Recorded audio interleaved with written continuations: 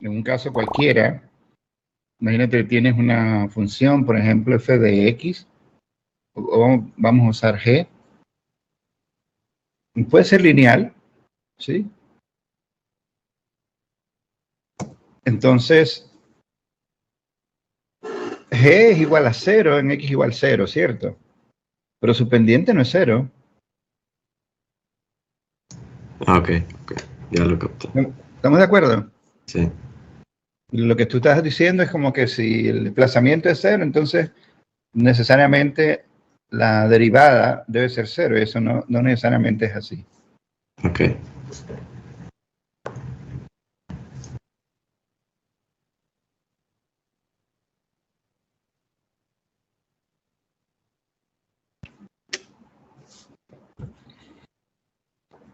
Ok, a ver, ¿qué más? Además, como te digo, ya tú tienes una condición en 0.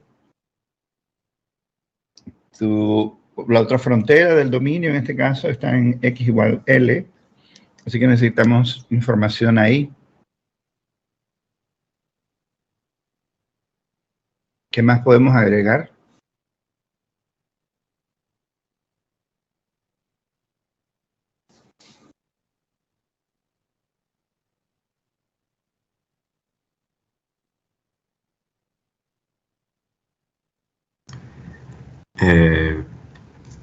No sé si sería redundante, pero se podría poner U de L, 0, y eso sería igual a G de L. Ya, pero eso lo que estás diciendo es cuál es el desplazamiento en un instante dado, ¿no? Sí. Acuérdate que lo que queremos es información Ok. en L, pero que sea válida en todo instante. ¿Sí? Sí.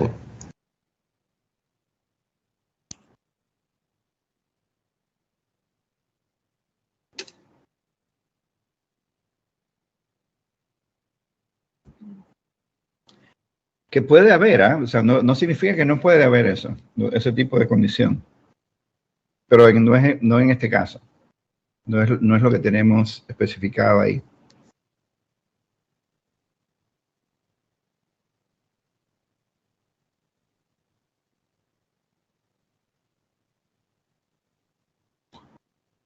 ¿Ok?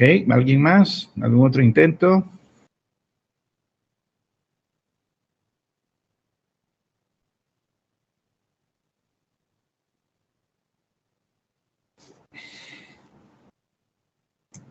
Ok, ¿tenemos especificada alguna carga en el extremo?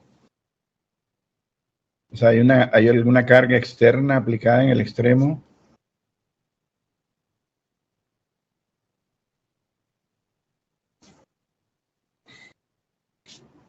O sea, si tuviésemos algo así,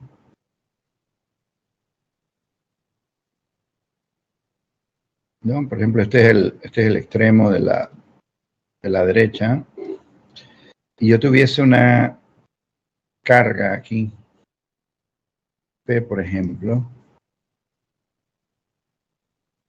que la puedo aplicar de diferentes formas, ¿no? O sea, yo podría, señor, tener algún elemento aquí pegado a esto y ahí um, algo donde anclo, no sé, alguna cuerda o algo y aplico la carga. Pero, en esencia,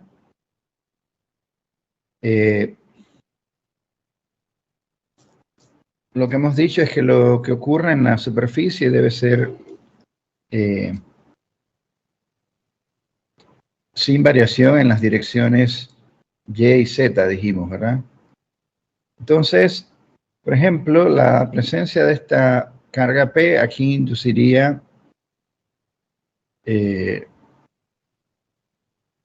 una carga distribuida aquí, ¿no? O sea, y la carga distribuida, la resultante de ella es justamente esta carga P, ¿no?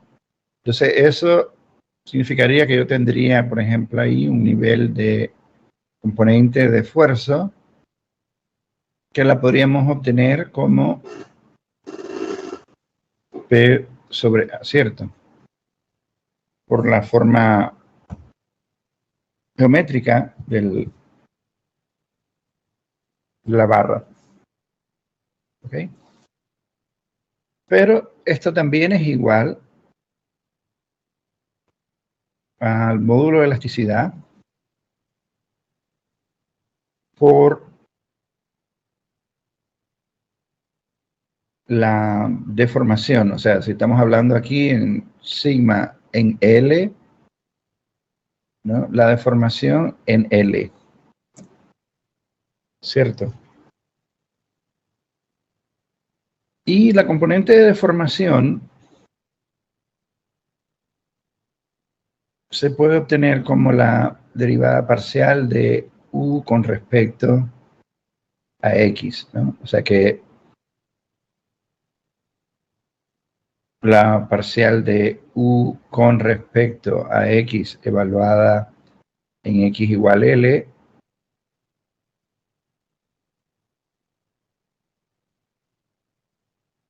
sería justamente esto que está aquí, ¿no? ¿Sí?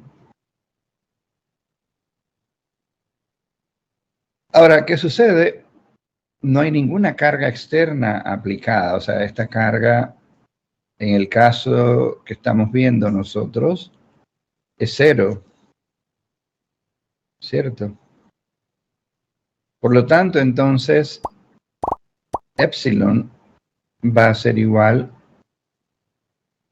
a cero, ¿no? Epsilon en L va a ser igual a cero. Y de aquí, entonces, nosotros podemos establecer, entonces, la segunda condición de frontera, que sería que parcial de U con respecto a X para X igual L y todo T, en este caso, es igual a cero, porque no tengo ninguna carga externa aplicada en ese extremo de la barra. ¿De acuerdo?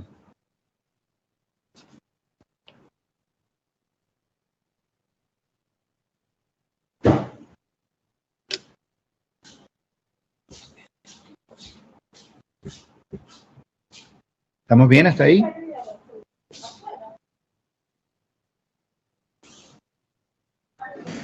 Yo no, profe. No sé si podría repetir de nuevo el proceso que se analizó para llegar a esa condición. Perdón, te escucho muy bajo, Félix. ¿Puedes hablar más alto? Disculpe, sí. Es que no entendí bien por qué es cero para la parcial de U respecto a X en L.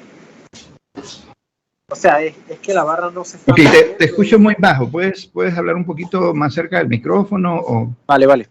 Ahora sí me escucha mejor. Sí, te escucho un poco mejor. Sí.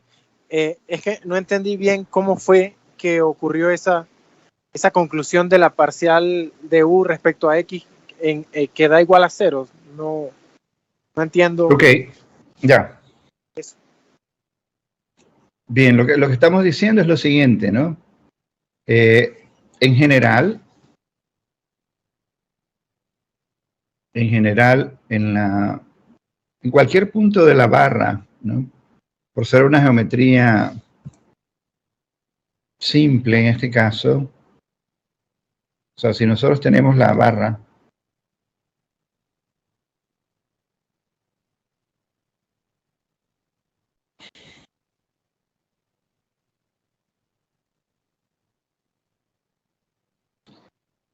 y esto está sometido a la carga distribuida, por ejemplo, ¿verdad? Y si a cualquiera de nosotros se les ocurriera hacer un corte, por ejemplo, ¿no? En alguna ubicación X cualquiera de la longitud de la barra, entonces, o sea, lo que vas a tener es, de acuerdo a lo que hemos planteado, una distribución de esfuerzo que es uniforme, ¿no? Porque dijimos que una de las suposiciones que íbamos a hacer Es que el problema es esencialmente unidimensional, o sea, hay dependencia nada más con respecto a la coordenada longitudinal, en este caso la X, y que ninguna de las variables varía en la dirección Y ni en la dirección Z, ¿no?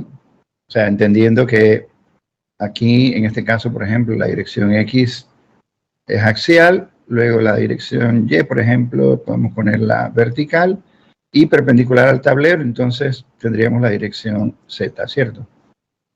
Ahora, en cualquier sección transversal nosotros vamos a tener una distribución uniforme de esfuerzos.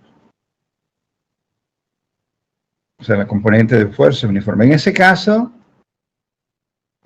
una distribución uniforme cualquiera, en cualquier sección, va a tener una resultante, ¿cierto?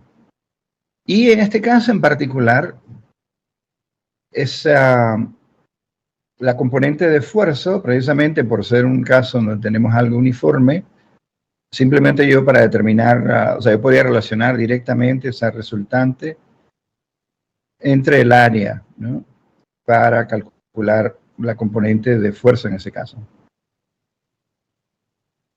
Ahora, si ese corte que nosotros hemos hecho lo movemos al extremo, o sea, lo llevamos aquí al extremo de esa cara está libre, o sea, sobre esa cara nosotros no tenemos aplicada ninguna fuerza resultante, ¿cierto? No hay ninguna carga externa actuando ahí.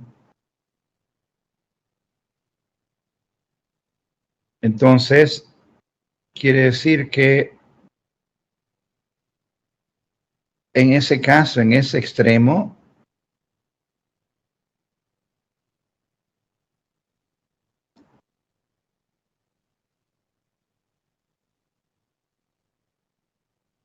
R es cero, ¿sí? O sea, en otras palabras, la componente de esfuerzo es cero. Pero esfuerzo y deformación para este problema están relacionados de una manera bastante simple, y es que la componente de esfuerzo está relacionada con la componente de deformación, ¿sí? O sea, esto que está aquí es el módulo de Young o el módulo de elasticidad del material, y esto es lo que se conoce como strain. O en español creo que le dicen deformación unitaria o algo así. ¿Okay? Y acá entonces tenemos esfuerzo. ¿Ok? Y strain es igual a la parcial de U con respecto a X. ¿Ok? Así que, de acuerdo a esto que está aquí, si sigma es cero, entonces epsilon es cero. ¿Ya? Si sigma es igual a cero, ya le capté, es que no. entonces epsilon es cero. El U respecto a derivada parcial respecto a X, que era el strain, no lo recordaba, gracias. Sí, lo que pasa es que, ok, y aquí tal vez debo hacer una aclaración, pues puede que no todo el mundo esté familiarizado con esto.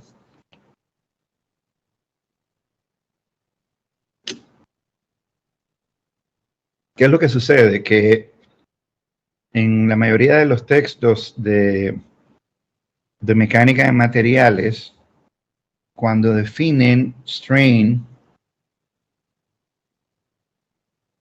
o sea, esto es de los textos de mecánica de materiales. ¿Qué hacen? Usualmente lo que ellos dicen es, bueno, para definir strain, lo que hacemos es que tomamos una barra que tiene una longitud original L, ¿no? Y lo que hacemos entonces es que cuando se le aplica carga a esto, entonces se va a producir un cambio en longitud. O sea, aquí va a haber un delta L, ¿de acuerdo? Entonces definen strain en ese caso como delta L sobre L. O sea, el cambio en longitud entre la longitud original. Ahora, esto que está aquí es una descripción promedio, ¿no? De hecho, algo similar ocurre con el caso de esfuerzos. Cuando se utiliza esa relación de fuerza entre área, realmente es un valor promedio, que en este caso en particular funciona bien por la geometría y la configuración de la carga, ¿de acuerdo? Pero es uno de los extraños casos en donde funciona bien. Pero, ¿qué sucede? Si nosotros, por ejemplo, imagínense que nosotros tomamos como una liga,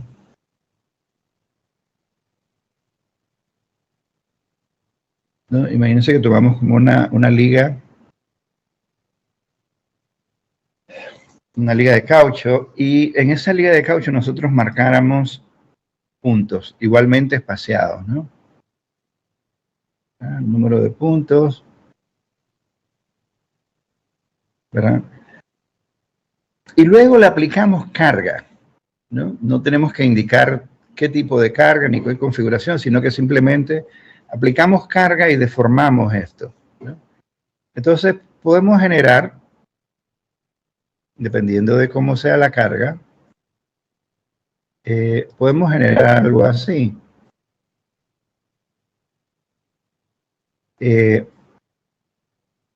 Ok, vamos a tener por un lado un cambio en longitud, ¿no? Teníamos una longitud inicial aquí, hay un cambio en longitud. Pero, ¿qué sucede? Vamos a suponer que nosotros vemos el tema de los puntos.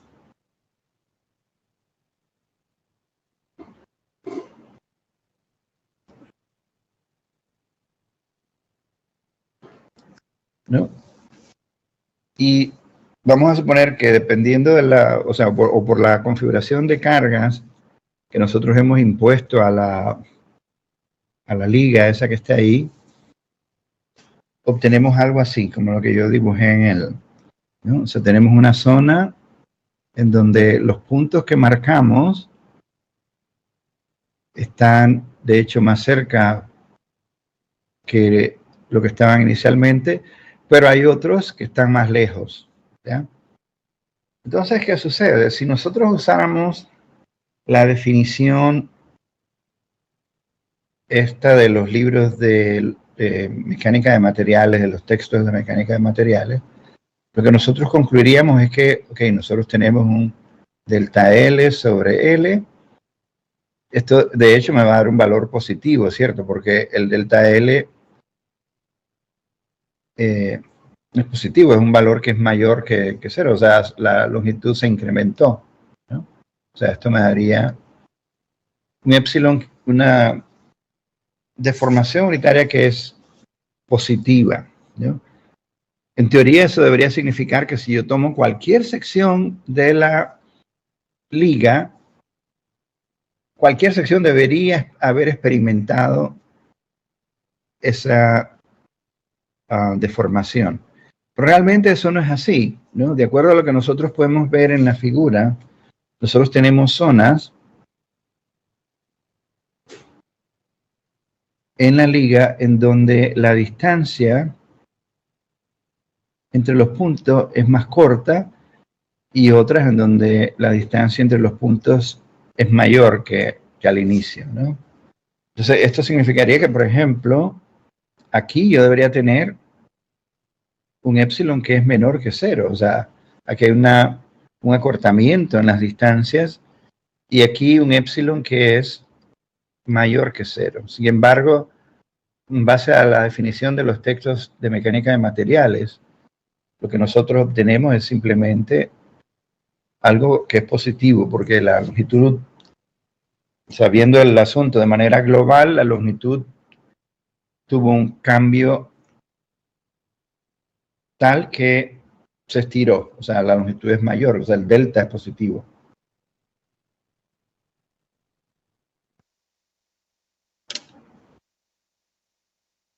Pero no me está diciendo que está ocurriendo punto a punto. ¿Estamos claros? Entonces, al no decirme que ocurre punto a punto, no es una definición buena. O no es que no sea una definición buena, vamos a decir, es una definición que yo tengo que entender para qué me puede servir y qué limitaciones tiene. ¿Me explico? Porque mientras yo sepa que eso que calculo de esa manera es un promedio, y si para mí es suficiente eso, no hay problema. El asunto es que si yo quiero hacer algunas otras cosas, entonces puede que yo lo que necesite es una descripción que nosotros llamamos localizada o puntual. O sea, yo necesito saber punto a punto en el material qué está ocurriendo en términos de deformación. Entonces,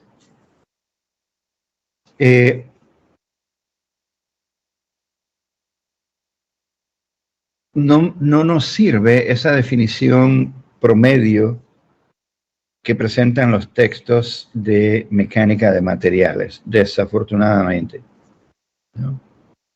Porque entonces lo que nosotros tenemos que hacer es buscar cómo describir de manera local la deformación, ¿no? O sea, de manera tal que yo sepa, por ejemplo, que si estoy en alguno de los puntos que está en el primer círculo ese que encerré yo ahí, yo debo poder saber que lo que ocurrió ahí es que hay una deformación que es negativa, ¿de acuerdo?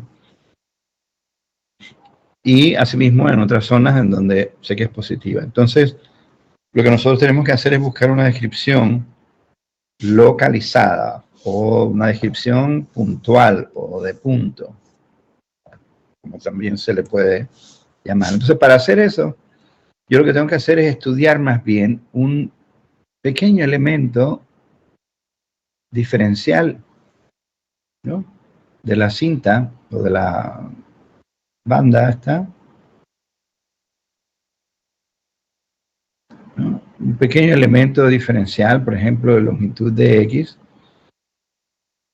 Y lo que tengo que hacer entonces es considerar, por ejemplo, qué sé yo, estos dos puntos en la liga esta, y decir, bueno, ok, en condición de referencia había una distancia entre ellos. Una vez que se le aplicó la configuración de cargas y se deformó la liga, entonces, ¿qué ocurre? Por ejemplo, el punto que está en la cara de la izquierda, yo voy a suponer que se desplazó U, ¿sí? Y el punto que está en la cara de la derecha, entonces se desplazó U más la parcial de U con respecto a X por dx, ¿cierto? O sea, en general, lo que se desplaza a cada punto es distinto. Eso es básicamente lo que estamos reconociendo nosotros ahí, ¿cierto? O sea, decimos, ok, si el punto de la izquierda se desplaza U, el de la derecha en general se va a desplazar una cantidad distinta, que va a ser igual a U más algo, o menos algo, porque depende del signo de esa derivada parcial que esté ahí, ¿de acuerdo? Entonces, ¿cómo yo sé si hubo cambio, si hubo estiramiento o acortamiento? Bueno, yo tomo la diferencia en los desplazamientos, ¿cierto? Entonces, si yo tomo la diferencia de los desplazamientos, ¿qué vamos a tener? Vamos a tener U más parcial de U con respecto a X por dx menos U, ¿ya? O sea, dicho de otra forma, o sea, la diferencia me da ¿qué cosa? Simplemente parcial de u por dx. ¿De acuerdo? Lo cual tiene perfecto sentido, ¿cierto? ¿Por qué? Porque si los dos puntos se desplazan exactamente lo mismo, lo cual significaría que la derivada parcial es a cero, lógicamente la liga no se estiró ahí, ¿cierto? Por el contrario, si la parcial de u es positiva, eso quiere decir que el punto que está a la derecha se desplazó más que el punto que está a la izquierda y por lo tanto la liga se estiró. Por otra parte, si la parcial de u con respecto a x es negativa, entonces lo que va a ocurrir es que el punto de la derecha se va a desplazar menos que lo que se desplaza el punto de la izquierda, ¿cierto? Pero en cualquier caso, el indicador de si hay deformación o no es esa derivada.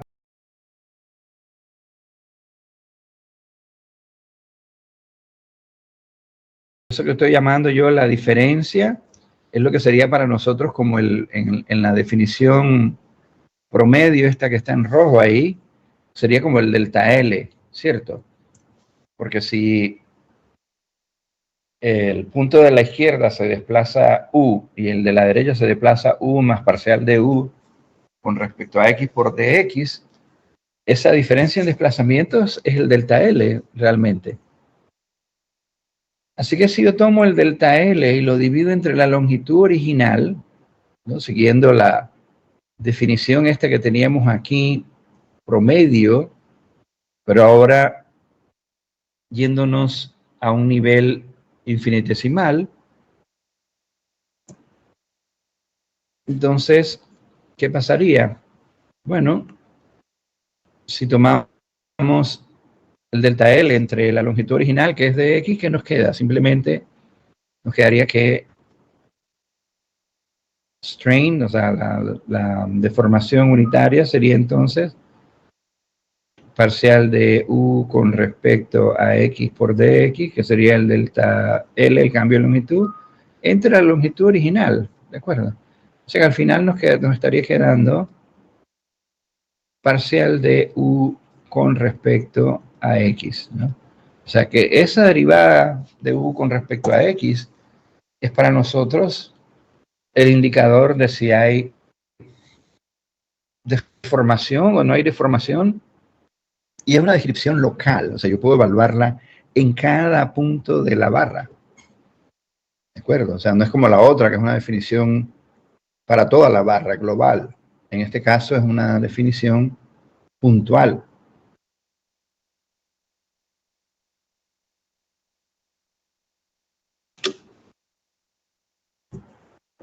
¿Estamos claros? Entonces, esa definición puntual es la que nosotros estamos utilizando para decir que en el extremo, justamente porque el nivel de esfuerzo es cero, entonces el nivel de deformación debe ser cero y por lo tanto entonces esa derivada parcial de u con respecto a x evaluada en L y para todo t debe ser cero, ¿no? Por el hecho de que no hay carga externa aplicada en el extremo. ¿Estamos claros? Sí, profe, gracias.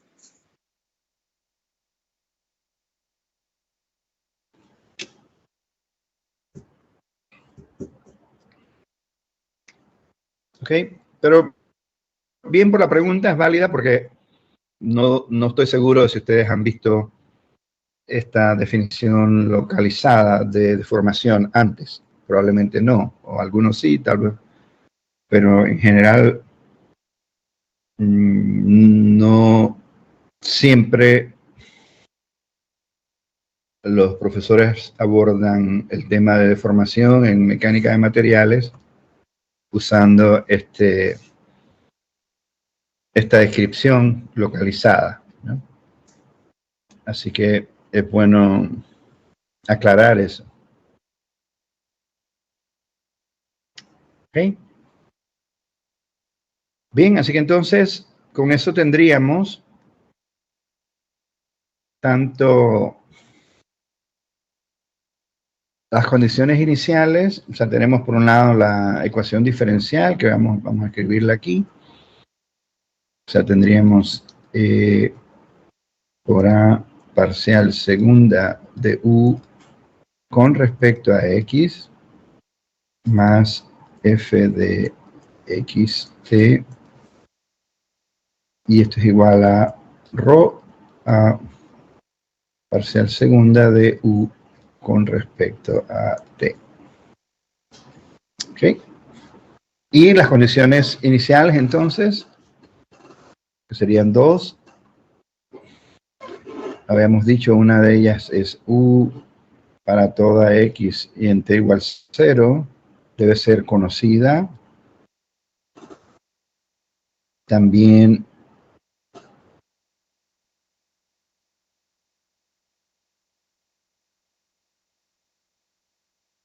para toda X y en T igual 0.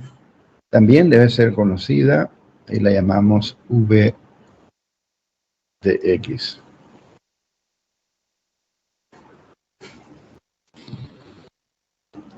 ¿Sí? Y las condiciones de frontera en este caso, entonces, U en 0 y para todo T es igual a 0, pues está empotrado. Y la otra es parcial de U con respecto a X en L y todo T, que también es 0, ¿cierto? ¿Estamos claros? Ok, déjeme tomar un par de minutos para tomar un poco de agua.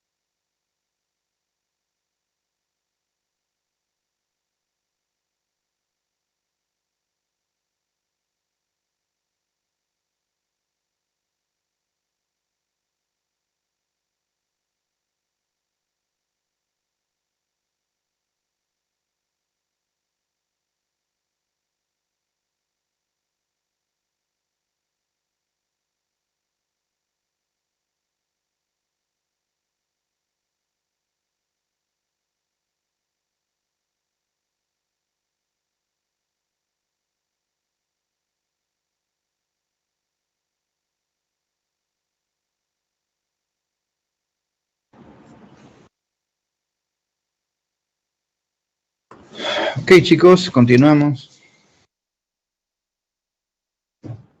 Bien, vamos a ver entonces cómo abordamos la solución del problema. Bien, igual que en otros casos, lo hacemos de manera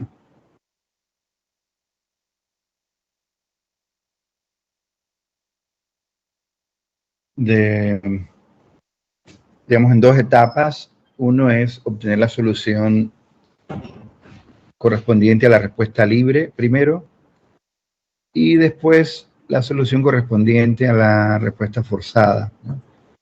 Cuando abordamos respuesta libre, entonces determinamos frecuencias naturales y modos, y una vez que ya tenemos esa información, entonces estamos en mejor condición para poder hacer el análisis de la respuesta forzada. De hecho, o sea, la información que obtenemos en el análisis de respuesta libre es esencial para poder generar la respuesta forzada. Y como vamos a ver, se puede hacer para cualquier caso, o sea, cualquier tipo de carga. Y lo vamos a mantener general. O sea, por eso simplemente nosotros decimos que la carga es f de xt y ya, por eso significa que yo puedo reemplazar ahí por cualquier tipo de función que describa la carga, ¿no? Entonces, bien, entonces para poder resolver el caso de respuesta libre, lo primero que hacemos es suponer que la acción externa es cero, ¿no? Porque precisamente por eso le llamamos respuesta libre, porque se supone que no hay ninguna acción externa actuando de manera permanente, ¿no? Entonces, en ese caso, la ecuación toma la siguiente forma.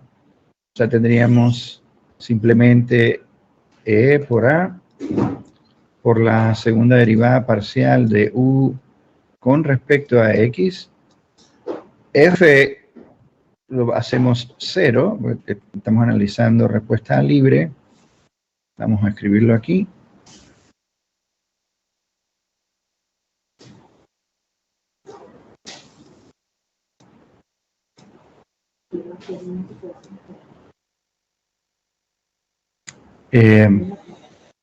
Vamos a tener entonces ρ por A parcial segunda de U con respecto a T.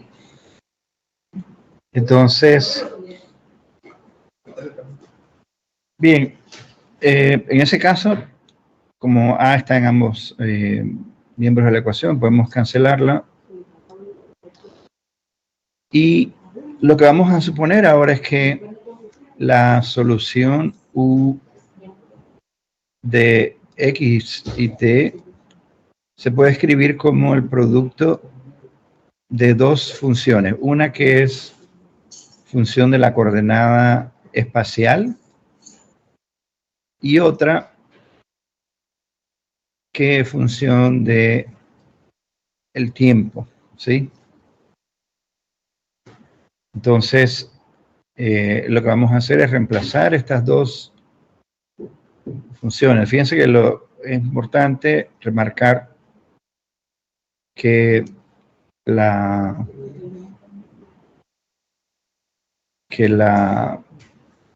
función x mayúscula es función de la coordenada espacial nada más, y que q es solo función del tiempo, ¿no? Entonces, vamos a dividir entre ρ primero, vamos a tener entonces e sobre ρ, y vamos a tener entonces la segunda derivada parcial de u con respecto a x. Ahora, como estamos definiendo a x mayúscula como función de la coordenada espacial nada más, esto se convierte ahora entonces, o sea, ya no tenemos que usar derivada parcial, sino que vamos a escribir estas derivadas como derivada ordinaria. O sea, tendríamos entonces aquí la segunda derivada de x mayúscula con respecto a x minúscula por q, ¿cierto?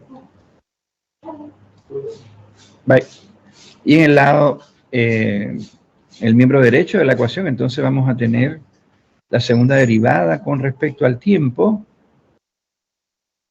Así que vamos a tener entonces a x mayúscula, solo depende de x, y esta derivada con respecto al tiempo, entonces va a ser q dos puntos, ¿cierto?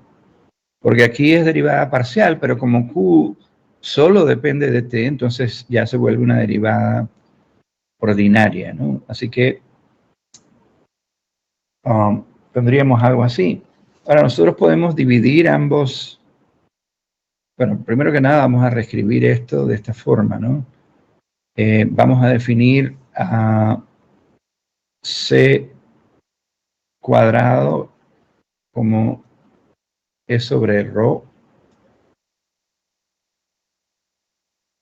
Así que tendríamos aquí entonces c cuadrado por x prima prima por q, y del lado derecho entonces tendríamos x y q dos puntos, ¿sí?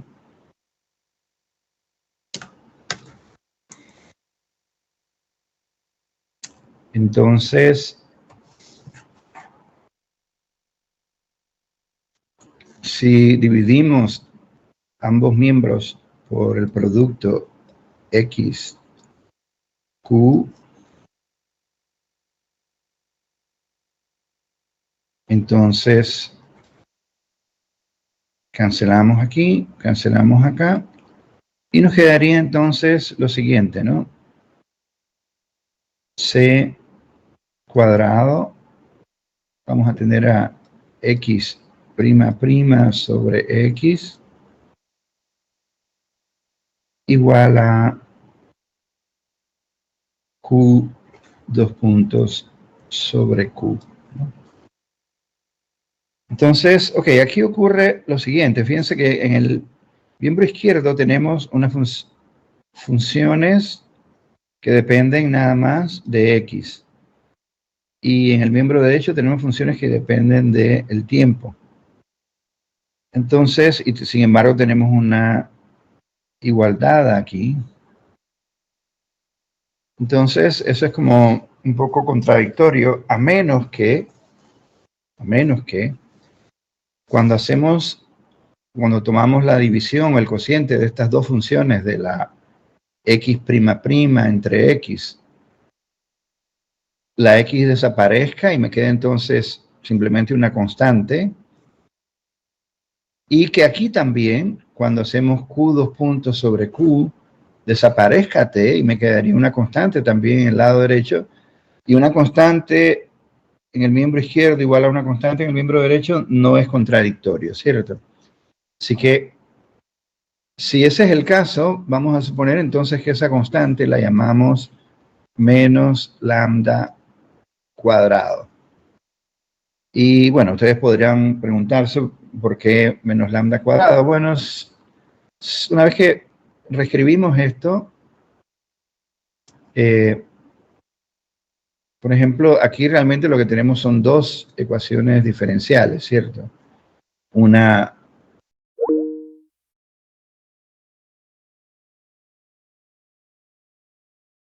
ejemplo, esto se reescribiría como q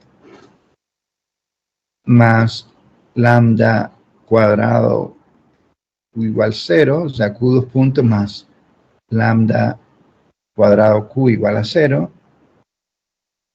en donde quiere decir que q de t va a ser o sea, la solución de esta ecuación diferencial, o sea, q de t, va a ser de la forma a coseno de lambda por t más b seno de lambda por t, ¿cierto? ¿No? Lo cual claramente me indica que lambda es una frecuencia angular, ¿cierto? O sea, en otras palabras, esto debe estar dado en radianes por segundo, ¿cierto? Bien, eso en el caso de Q. Vamos a ver qué pasa en el caso de la X, ¿no? En el caso de la X, nosotros tendríamos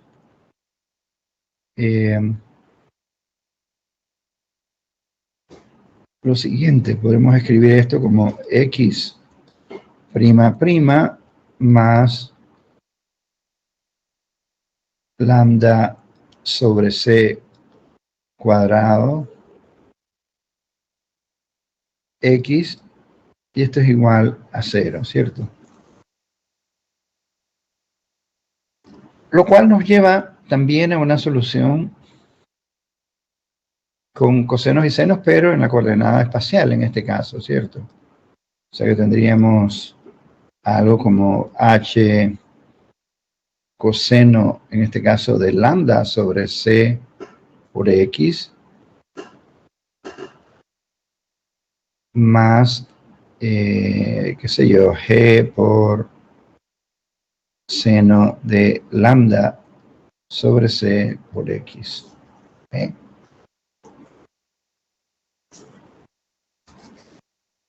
¿Estamos claros hasta ahí? Bien, entonces, ahora lo que hacemos es que escribimos las condiciones de frontera en términos de esta variable, ¿cierto? O sea, nosotros teníamos como condiciones de frontera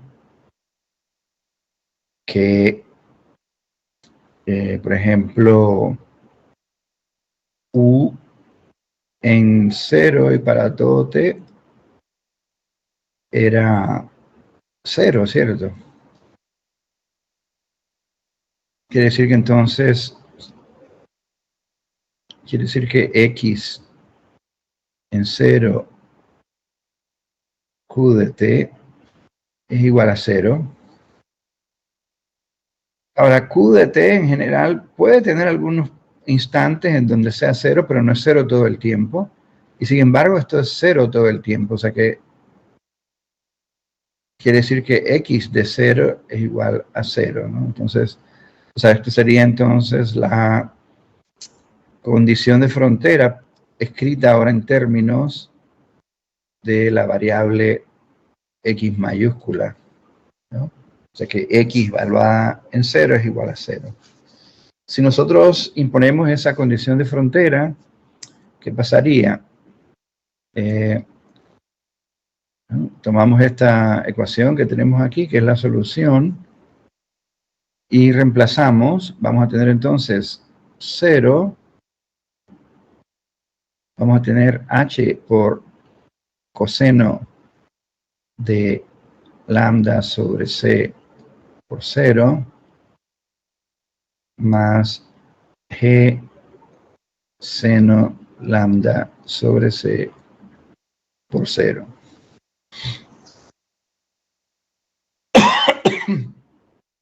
Ahora seno del seno es 0, ¿sí? Así que esto se va. Coseno del seno de 0 es 1, y me queda entonces que H debe ser igual a 0. ¿De acuerdo? Así que si actualizamos la solución, estaríamos diciendo que X mayúscula de X tiene entonces seno de lambda sobre C por X, ¿cierto? Ahora nosotros tenemos una segunda condición de frontera, y es que la derivada con respecto a X evaluada en L debe ser 0 también, ¿no? La teníamos en términos de U, pero la podemos pasar en términos de L, y lo que vamos a encontrar es que entonces X evaluada en L también debe ser 0. Es la derivada, perdón, de X con respecto a X evaluada en L debe ser 0, ¿cierto?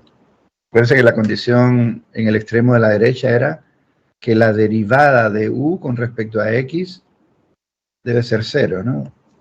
Pasada a condición de frontera para x, quedaría eso que está ahí. Así que lo que tenemos que hacer es derivar esto, o sea, sería g por lambda sobre c por coseno de lambda sobre c evaluada en L. ¿De acuerdo?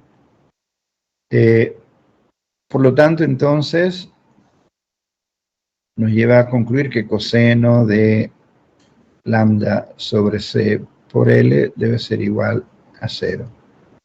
Eso implica entonces que lambda sobre c por L debe ser un entero impar de pi medios, ¿no? Entonces, esto lo podemos escribir como 2n menos 1 para que sea impar de pi medios,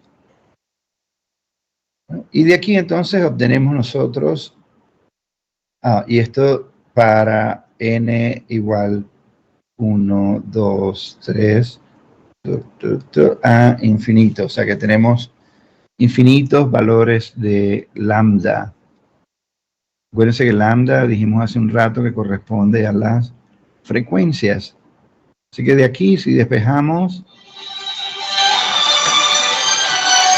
disculpen un segundo.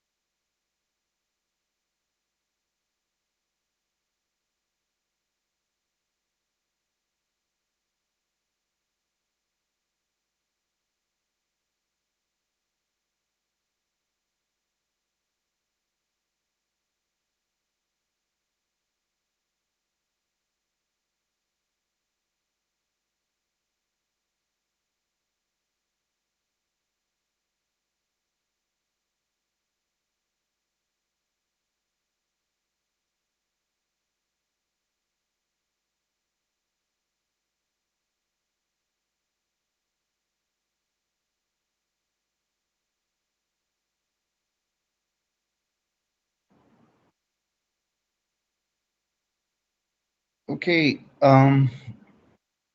bien, entonces tenemos un número infinito de valores de lambda, o sea, en otras palabras, quiere decir que la barra tiene un número infinito de frecuencias naturales, lo cual no es sorpresa porque la barra, al ser un medio continuo entre 0 y L, tiene un número infinito de puntos, o sea, tiene infinitos grados de libertad, ¿no? Y si tiene infinitos grados de libertad, entonces va a tener infinitas frecuencias naturales también. Entonces, de aquí nosotros podemos ver que vamos a tener algo como 2n menos 1 y vamos a tener entonces pi c sobre L, ¿cierto? Así que estas son las frecuencias que también en este caso corresponden a los eigenvalores del problema.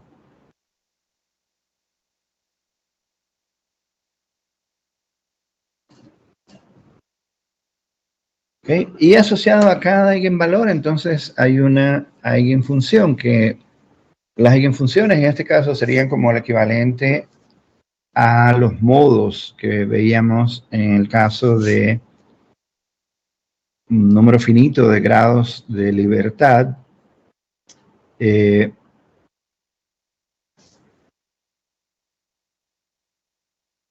Las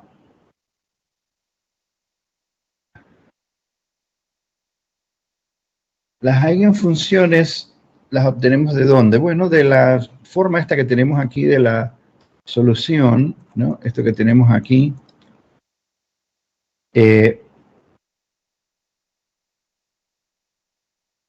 O sea, la solución actualizada, digamos, tendría esta forma, ¿no?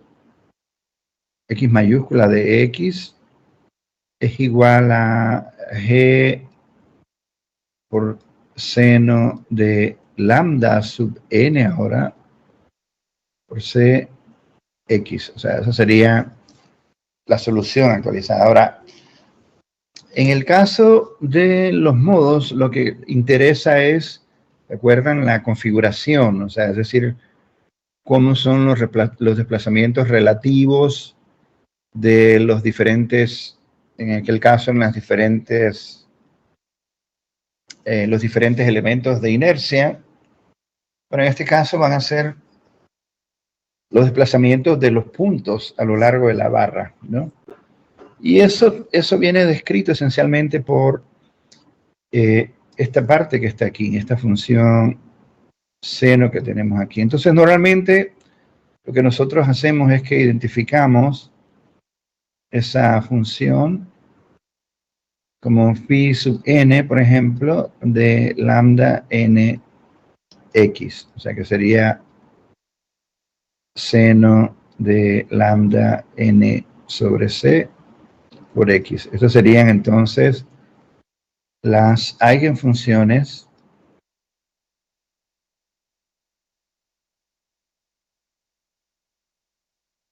que en esencia corresponden a los modos, ¿no? ¿Se acuerdan que para que el sistema tenga movimiento sincrónico, eso ocurre a una frecuencia dada y con una configuración dada? Bueno, esa configuración es la que dan estas eigenfunciones, ¿de acuerdo? Bien, ¿estamos claros hasta ahí? ¿Alguna pregunta?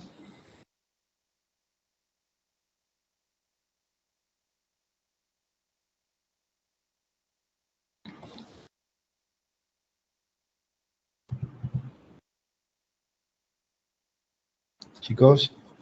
Profe, si en este problema existen distintas o infinitas vibraciones de frecuencias naturales, en infinitas frecuencias naturales, ¿cuál es de interés para el análisis para evitar que hayan oscilaciones excesivas? Bueno, acuérdate que acuérdate que en este caso estas son ¿Hay prioridad sobre una o la otra? No, o sea, acuérdate que en este caso lo que nos está dando es la información sobre las características del sistema. El problema lo puedes tener es con la acción externa. O sea, cuando la acción externa tiene un espectro y alguna componente coincide con alguna de las naturales, es donde tú puedes tener una situación que puede ser delicada, ¿no? Ahora, ¿qué es lo que sucede?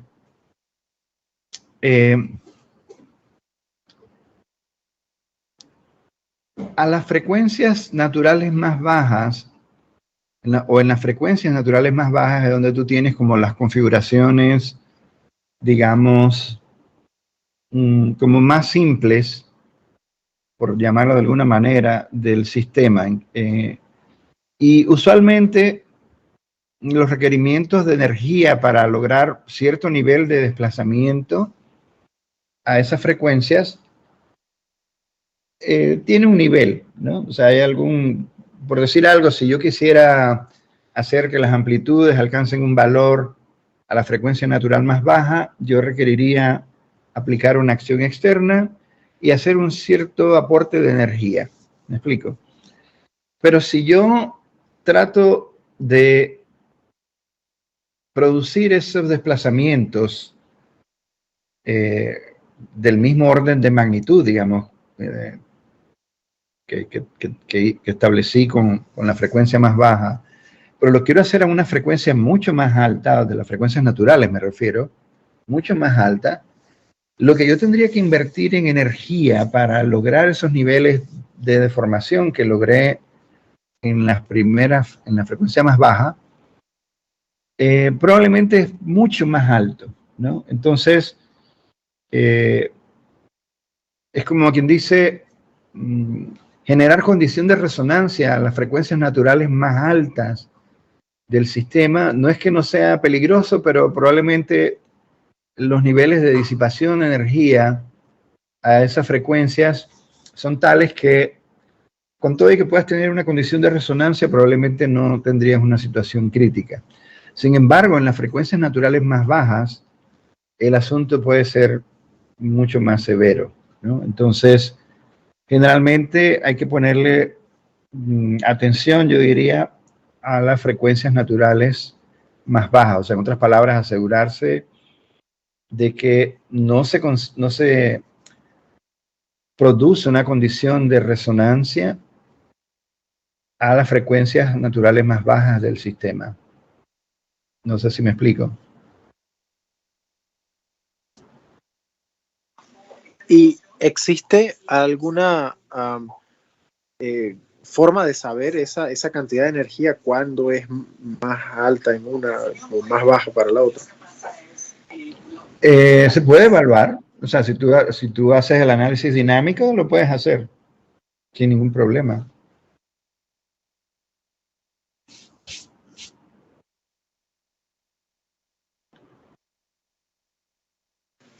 Vale, gracias, profe. Sí.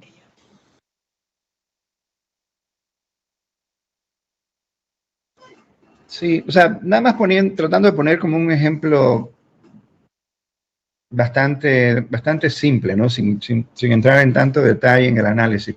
Por ejemplo, un edificio, ¿no? Vamos a tomar un modelo de un edificio vamos a suponer, unas cuantas plantas. Vamos a suponer que tiene, por decir algo, 4 plantas, ¿no?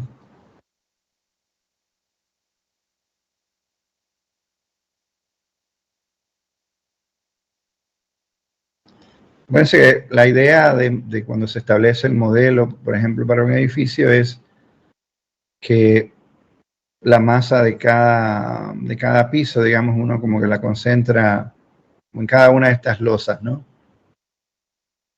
Y entonces lo que tenemos son que las columnas son las que actúan como los elementos elásticos por medio de los cuales se acoplan estas masas. Entonces, ¿qué sucede? Si el modo más básico, digamos, correspondiente a la frecuencia natural más baja para una estructura de un edificio, por ejemplo, es cuando el edificio se deforma más o menos de esta forma, ¿no? En este modo.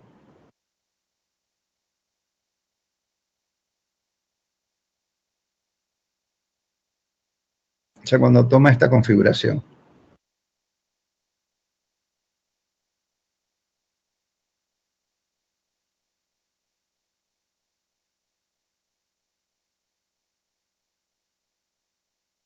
¿Ya? Entonces, digamos, un segundo modo probablemente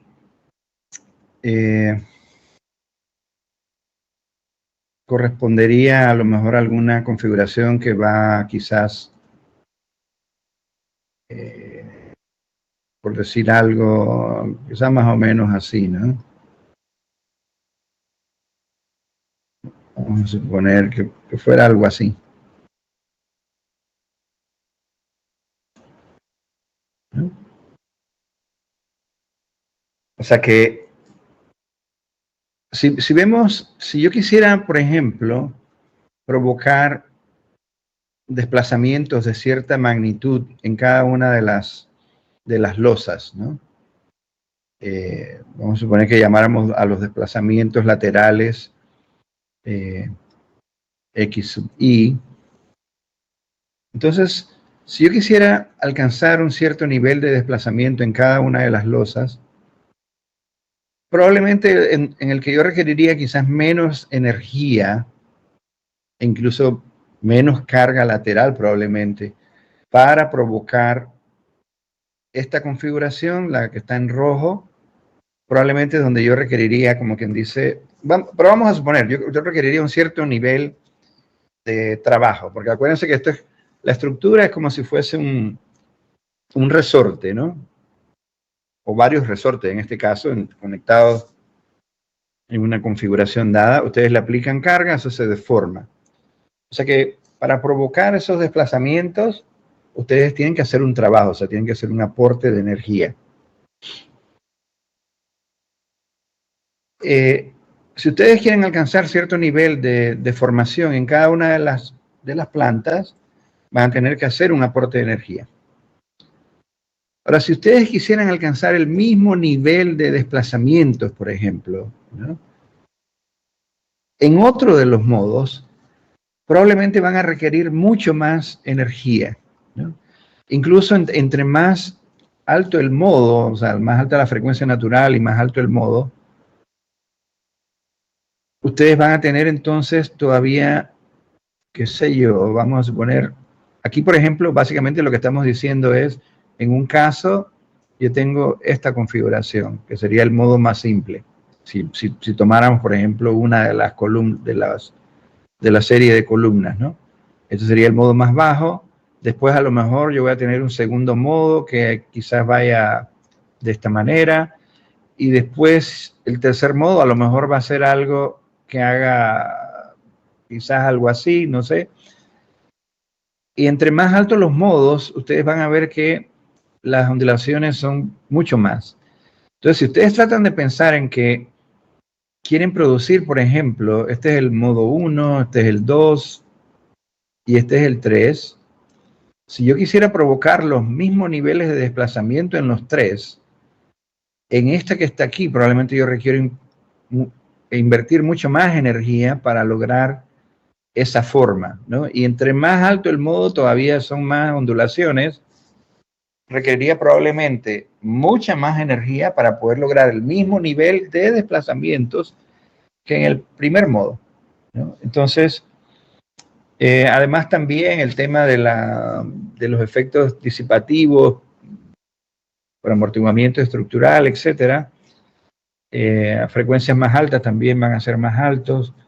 Entonces, es como les digo, es mucho más fácil de formar en el primer modo una configuración. Probablemente yo requiero mucho menos carga, mucho menos trabajo, mucho menos invertir mucho menos energía en provocar esta forma que en tratar de buscar una de estas otras formas, ¿ya? Sería mucho más complicado. Entonces, y así a medida que van subiendo el número de modos y las frecuencias naturales, también es más difícil, ¿no? Entonces, usualmente uno debería ponerle más atención a los modos más bajos. ¿Hasta cuál? Bueno, difícil de establecer a menos que conozcas muchos más detalles del sistema que estás analizando, ¿no? Pero en general, en términos generales, algo así es lo que debemos nosotros esperar y considerar para efectos de llevar a cabo el análisis.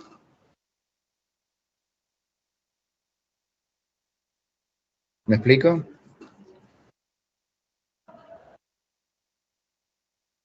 Pero, como dije, o sea, si uno tiene toda la información, el análisis se puede hacer sin ningún problema, ¿ya? De hecho, entonces, una vez que nosotros tenemos estas eigenfunciones,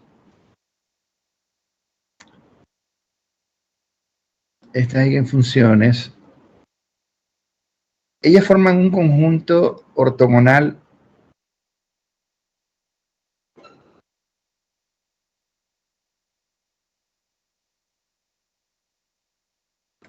¿no? Es un conjunto de funciones ortogonales. ¿Y eso qué implica? Eso lo que implica es que si tiene la propiedad de ortogonalidad, yo puedo pensar en hacer expansiones, ¿ya? O sea, cada vez que yo tenga alguna función, yo perfectamente la puedo expandir en términos de ese conjunto ortogonal de funciones, ¿no? Entonces, quiere decir que prácticamente yo puedo atacar cualquier problema esencialmente, ¿no? sea, yo no sé si ustedes visualizan el poder de las expansiones en series. O sea, cuando ustedes tienen una ecuación diferencial, cualquiera, tienen una ecuación diferencial, donde su incógnita es, por decir algo, y de x. ¿Qué es lo que están buscando? Una función, ¿cierto?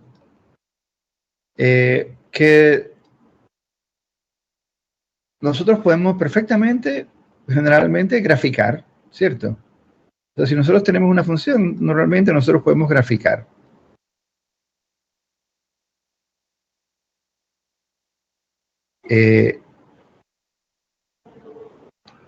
Y si yo tengo una gráfica cualquiera de una función, por ejemplo, bueno, en este caso nos interesan funciones del tiempo, ¿cierto? O sea que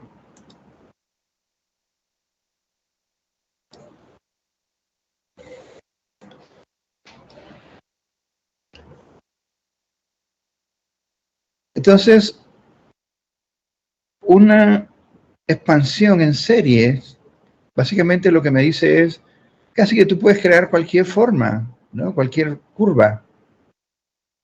Entonces, si yo lo que quiero obtener es una solución, y esa solución al final es una función y tiene su gráfica, si yo conozco la gráfica, yo puedo generar esa función como una serie, ¿no? Utilizando una serie.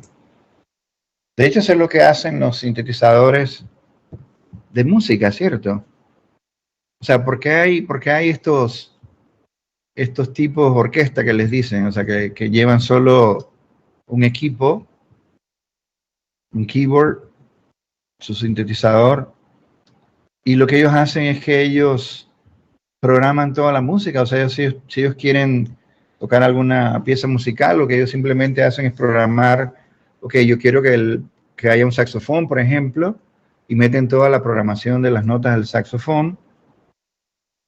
Si yo quiero que hayan trompeta o lo que sea, o guitarra, prácticamente pueden generar cualquier tipo de sonido en un sintetizador. Y el sintetizador, ¿qué es lo que hace? Crea las ondas electrónicamente. O sea, ¿qué es lo que hace? Toma, si yo tengo un saxofón, por ejemplo, yo quiero sonar la nota do, qué sé yo, esa nota tiene una, si yo la veo con un micrófono y meto esa señal en un osciloscopio, yo puedo ver cómo es la forma de la onda del do del saxofón. Y yo puedo generar electrónicamente esa nota sin tener el instrumento. ¿Ya?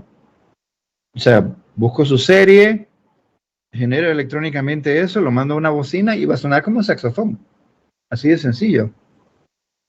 ¿Ya? O sea, ustedes pueden construir lo que quieran. Entonces, cuando ustedes están resolviendo problemas de ecuaciones diferenciales, ¿qué están tratando de hacer? Generar formas de funciones que no conocen. Entonces, si yo tengo a mano un conjunto ortogonal de funciones, o sea, tengo una herramienta súper poderosa para hacer eso. ¿Me explico? ¿Se entiende la idea?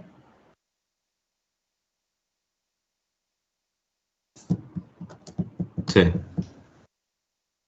O sea, con todas las frecuencias naturales que se tienen, se puede hacer como una serie y con eso se encuentra una función que describe lo que En sea este que se caso, está. por ejemplo, en este caso nos interesa describir U, ¿cierto?